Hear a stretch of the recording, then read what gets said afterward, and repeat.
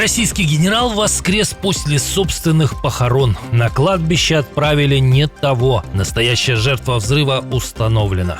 Удар Москвы по Германии. Под атакой целый ряд немецких объектов. Тактика террористов в действии. Разведка США бьет тревогу. Прямое вторжение в НАТО уже в ближайшее время. Оккупация территорий и провокация под чужим флагом. Путин выбрал цели. Началось, цены рванули вверх. Россияне сметают продукты с полок по всей стране. Мощный взрыв в столице РФ. В небо подняты боевые самолеты. Спасатели разводят руками. Москвичи столкнулись с таким впервые. Об этих и других событиях к вечеру пятницы 7 августа. Рабочая неделя выходит на финишную прямую, а событий хоть отбавляй. Все самое важное к этому часу. Начинаем. Вон там второй еще летает. Смотри, смотри, на склад пошел. 2000 километров. Такое расстояние сегодня преодолели украинские дроны. В этот раз они появились в небе над Екатеринбургом. Целью стал местный склад Wildberries. Горит-то как бы не одна точка. Раз, два, три, четыре. Да там, кажется, весь Wildberries горит. Ё-моё. Картина была настолько очевидной, что местный губернатор Денис Паслер не стал использовать формулировку о падении обломков. Силами Министерства обороны РФ, средствами авиации и ПВО, мобильными огневыми группами уничтожены 8 беспилотников. 3 БПЛА упали на кровлю логистического центра. Люди эвакуированы, пострадавших нет. Для этого склада атака уже вторая за 2 недели. 25 июля удар пришелся по парковке рядом с комплексом.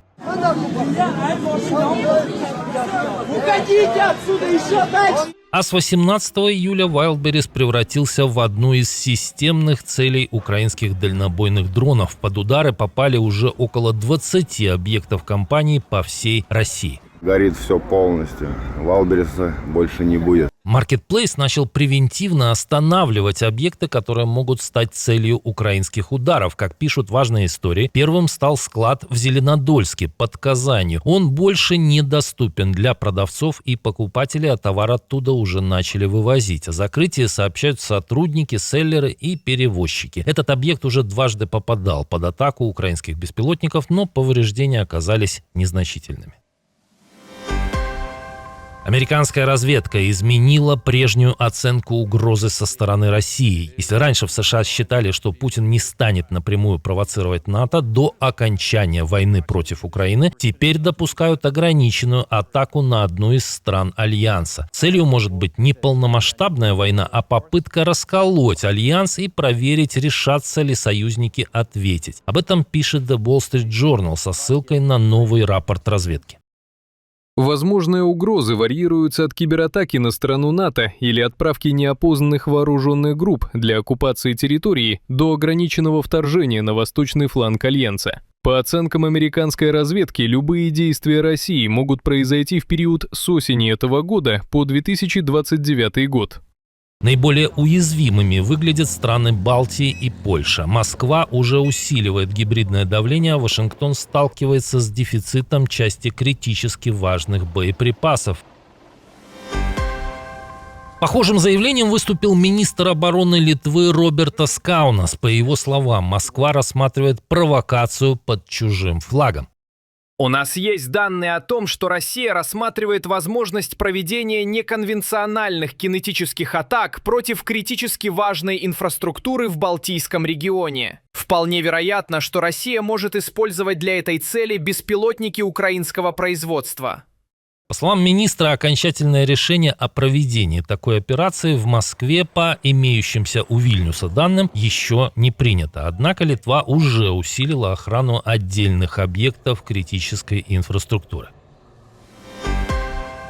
Похожий сценарий может быть применен и к другой стране НАТО. Следующим шагом Москвы может стать массированный удар дронами по Румынии, предупреждает New Strategy Center. Аналитики считают, что Кремль может попытаться одновременно перекрыть Украине Дунайский экспортный коридор и проверить, насколько далеко можно зайти против страны Североатлантического альянса. Румыния в последние недели научилась сбивать российские БПЛА, но аналитики говорят, что в ход могут пойти новые реактивные реактивные модели дронов. Под ударом могут оказаться порты на Дунае и район строительства газопровода Нептун-Дип в Черном море. В этом случае не исключается провокация под чужим флагом. Россия может атаковать суда восстановленными украинскими дронами, чтобы обвинить Киев и окончательно парализовать судоходство.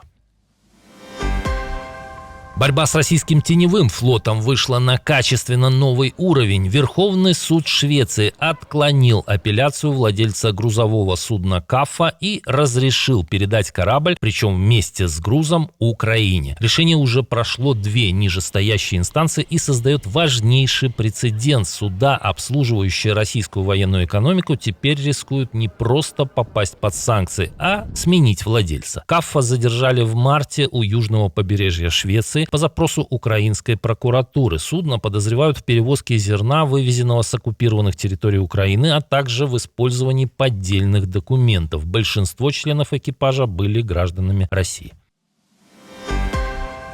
Но и Москва начинает действовать наглее. Российские дроны, похоже, впервые атаковали немецкое судно. Как пишет Deutsche Welle, целью агрессоров стал сухогруз «Эмиль» примерно в 39 километрах от Одессы. Судно ходит под флагом Либерии, но принадлежит гамбургской компании Johann Blumenthal. После нескольких попаданий на борту начался пожар, отказали технические системы, и сухогруз потерял возможность маневрировать. Более того, россияне и в этом случае применили террористическую тактику. Один из дронов ударил по судну уже во время эвакуации экипажа. Кроме того, россияне ударили и по складам известных немецких фирм в Украине. Ущерб нанесен производителю смазочных материалов Liqui Moly и производителю спортивной одежды Puma. Причем ради этих атак агрессоры не пожалели баллистических ракет.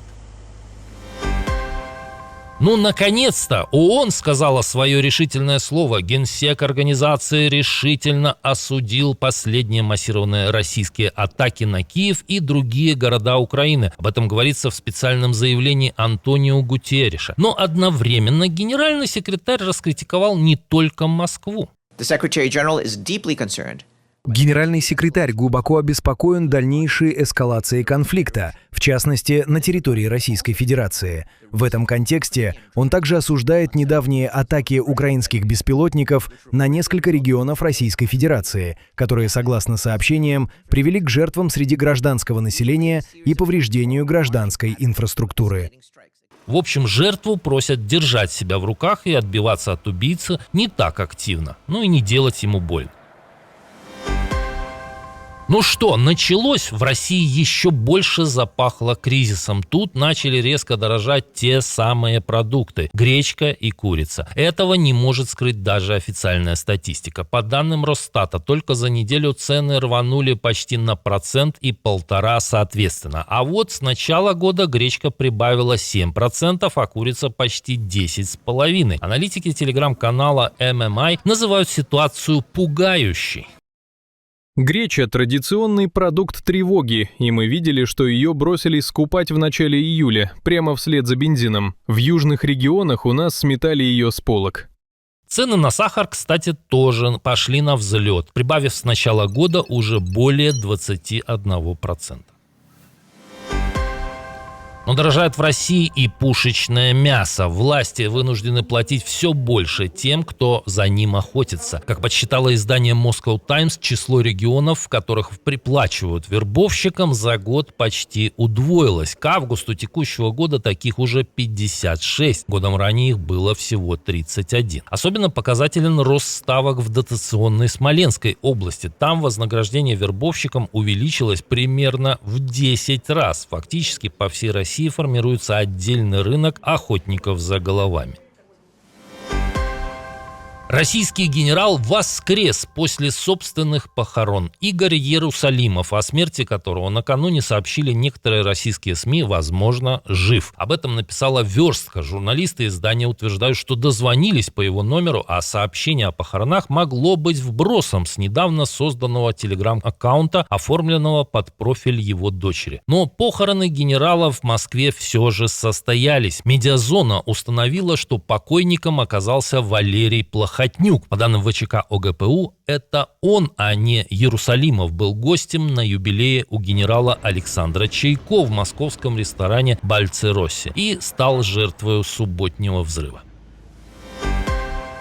А сейчас у нас рубрика «Проверка прогнозов». Год назад белорусская баба Ванга, сидя на лавочке, сделала историческое заявление. Украина сегодня бегом должна просить его: Владимир Владимирович, давайте сядем за стол переговоров, давайте договоримся. В противном случае, через несколько, месяц, полтора, два, не знаю, там вообще даже оборонительных сооружений не останется. Россияне все это потихонечку отгрызут, захватят.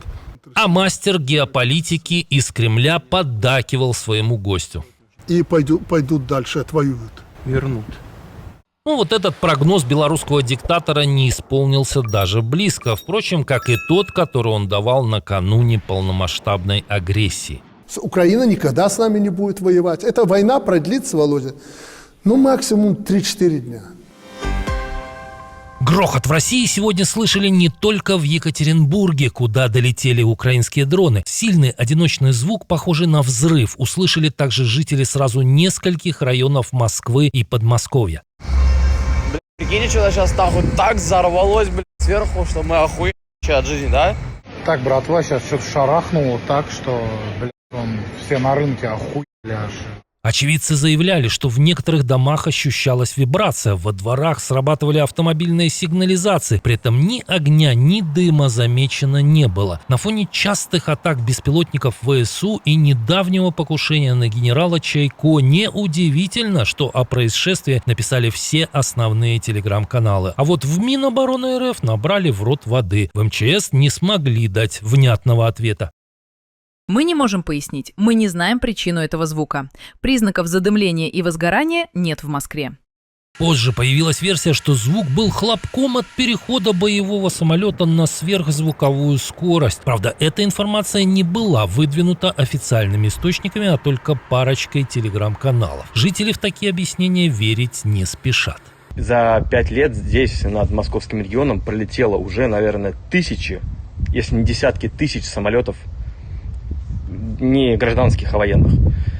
И мы бы такое хотя бы раз бы точно за 5 лет услышали, если бы это был сверхзвуковой барьер. Тем временем Путин посвятил сегодняшнее заседание Совбеза защите от террористических актов. У нас сегодня тема дополнительных мер по совершенствованию мероприятий антитеррористической защищенности объектов инфраструктуры.